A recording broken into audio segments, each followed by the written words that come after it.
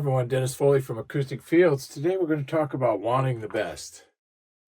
I spent, I think, 8 years and about $2 million developing our foam technology. Our carbon technology, probably not that expensive or not that costly, if you will, but as many years behind it. So millions and millions of dollars in research. Now, why did I do that? Well, as a real estate developer, I would buy these products that were in the marketplace and put them in the rooms that I built, the office buildings I built, shopping centers that I built, sometimes apartments that I built. And maybe only 10 or 15% of them would work as advertised.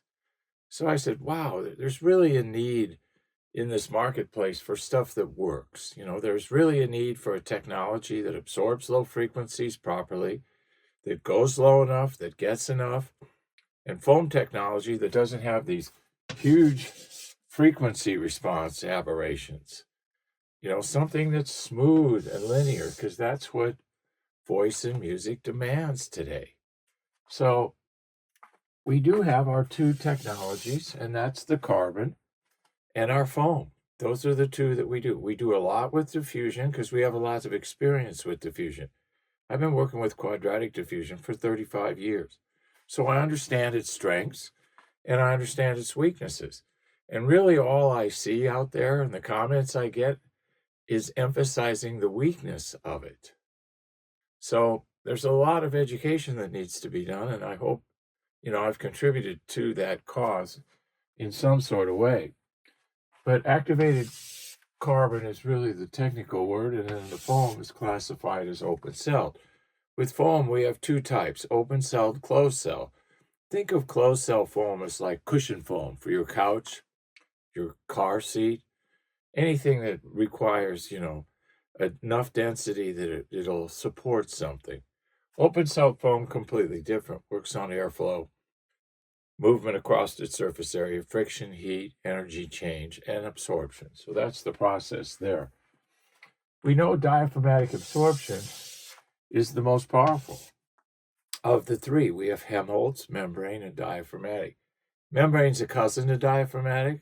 Helmholtz is more frequency specific, a little more complicated.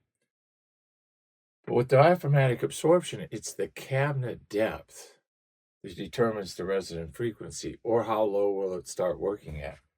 Our technology starts at 30 hertz and goes up. So all the way to 6,300 if you use our foam on the face.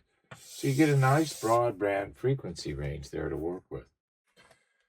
The depth of the carbon that goes inside the cabinet also controls the rate of absorption.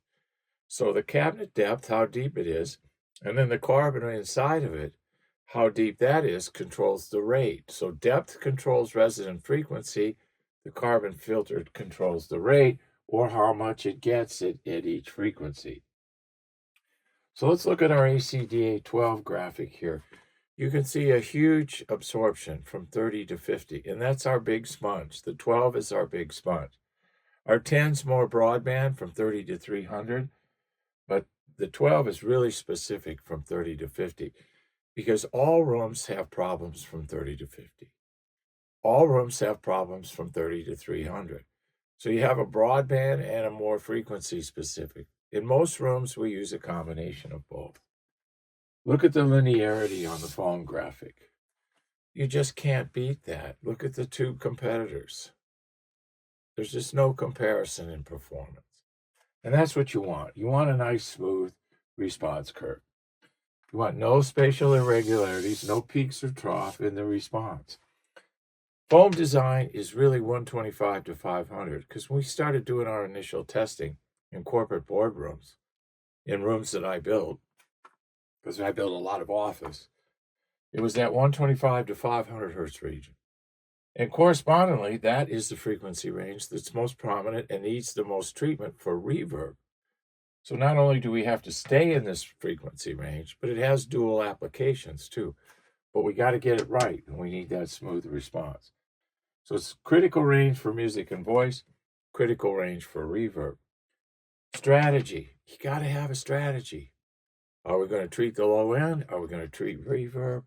what are we doing in our rooms? We got to have a strategy. People don't plan to fail, they fail to plan. And I see it all the time.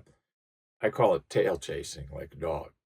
You just keep chasing something around and you're just going to go in circles without a strategy. So you want to use the appropriate tactics, and our diaphragmatic and our carbon and our foam technology are two real good tactics to use. So we have the best performing products in the industry. Give us some consideration in your next project. Want the best. Hope this helps. Thank you.